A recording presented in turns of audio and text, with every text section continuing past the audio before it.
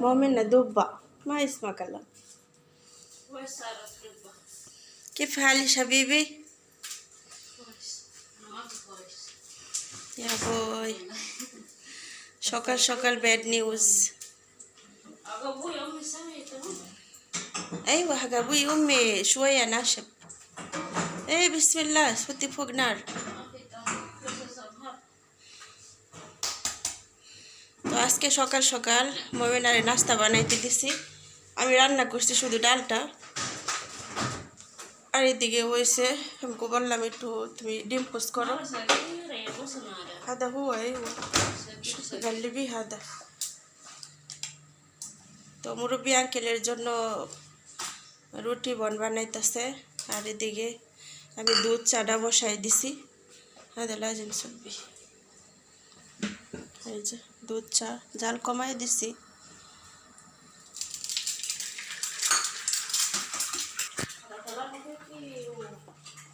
আইওয়া তালাতা তালাতা.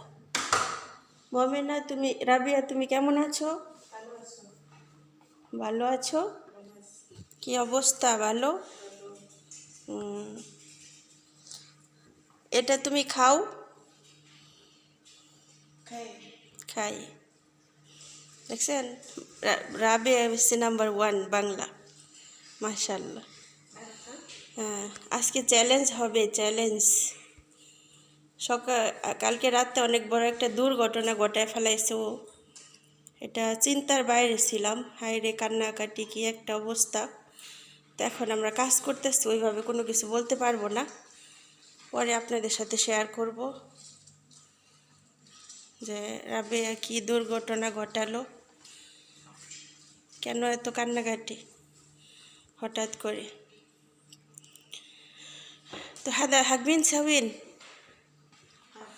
حق مش لازم كله هتسوي حق أبوي وأمي بس، لازم كله حد يعني. بس اليوم بس قبل أمس اليوم بس. أول شفتي كله هالشرب. أيوة بعدين أبويا بس. سوين كله حد جيبي ماكينة، سوي ماكينة تعبين على كده. هذا السهل. هذا أنت سويتي كده دفيتي، هذا هنا يجي أول كده. هذا سوين قوي. وين هذا أول وين روح؟ أيوة بس نفس الشيء. أيوة كده.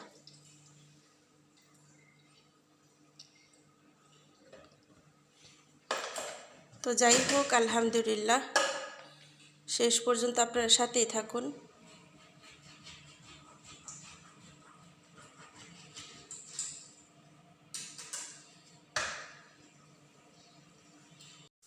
এইদিকে চলে আসলাম রাতের খাবার বানানোর জন্য.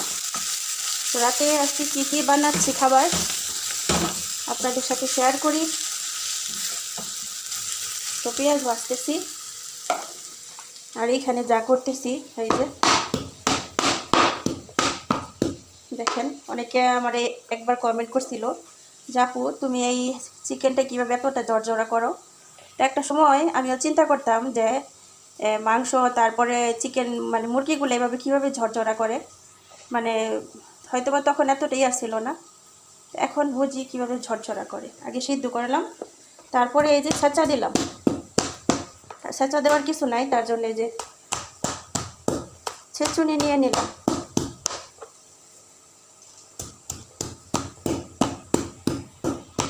দেখেন কত সুন্দর একটা ইয়া লাগতেছে. এখন আমি আর একটু ঝরঝরা করব. তার আগে পেঁয়াজটা একটু নাড়া দিয়ে নিই.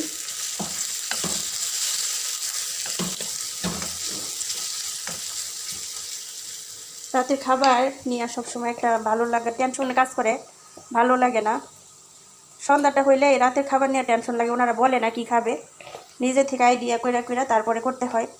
মানে মুখ দিয়ে বললে কিন্তু সহজ হয়ে যায়, কিন্তু আমার চিন্তা করে বার করতে হয় যে কালকে কি করলাম, আজকে কি রান্না করব, বা রাতে কি খাবার বানাবো. সকালে বলেন, দুপুরেরটা জোর করে জিজ্ঞেস করি, বলে না. তাও রাতে সকালে আসলে কনফিউজ হয়ে যায় আমি যে কীভাবে কী করব. তো যাই হোক, দেখুন কী কী করি. তো এখানে আমি এই যে এখন আদা রসুন পেস্ট দিয়ে দিব.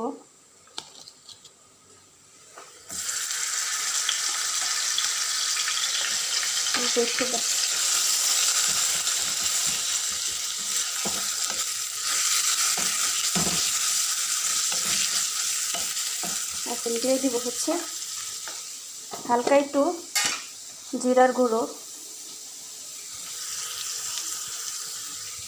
আর দিয়ে দিব মিক্স মশলা। এই মশলাটা আমি নিজে হাতে বানাই, খুব ভালো লাগে, সব কিছুর জন্য পারফেক্ট লাগে।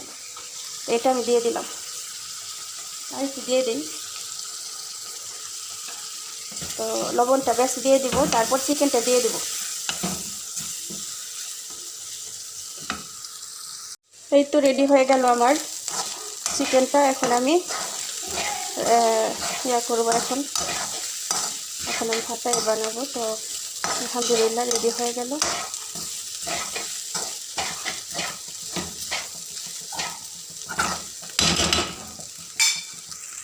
তো এই যে রেডি করে নিলাম, আলহামদুলিল্লাহ রাব্বিল আলামিন। তো এইভাবে আমি সমচার যে মাংসটা আছে এটা আমি ভাইজা নেই। তো ব্যাস, এটার মধ্যে হালকা একটু রসুন আর দেখলেন মশলা দিলাম, এই পর্যন্তই। হালকা লবণ, এর চেয়ে বেশি কিছু না। এখন টেস্টটা পুরো বলে বোঝাতে পারবো না যে কতটা টেস্ট হয়েছে। এমনিতেও যদি কেউ সাদা ভাত দিয়ে খায়, শুধু খেতে ইচ্ছে করবে। মাশাআল্লাহ।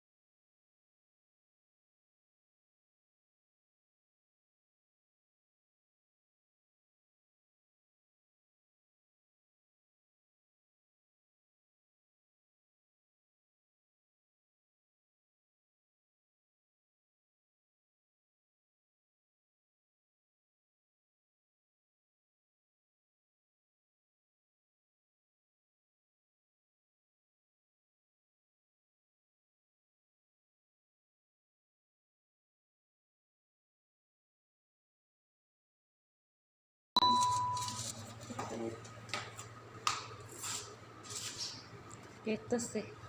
Eso es sobre Rihanna. Eso es Rihanna.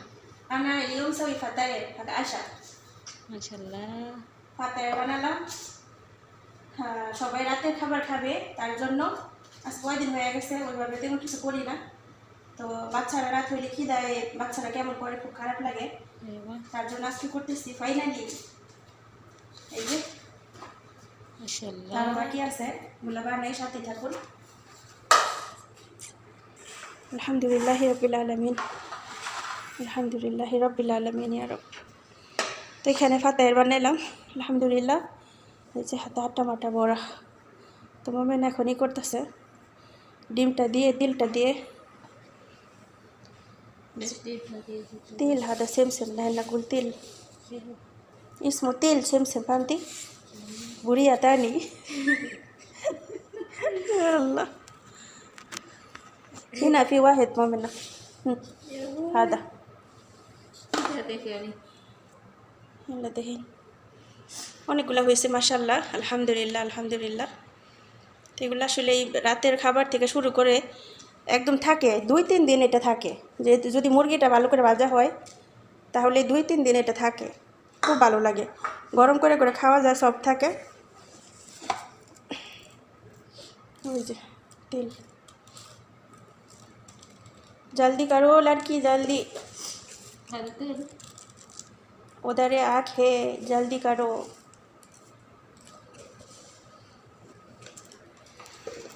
ايه بس هذيك واحدة خلاص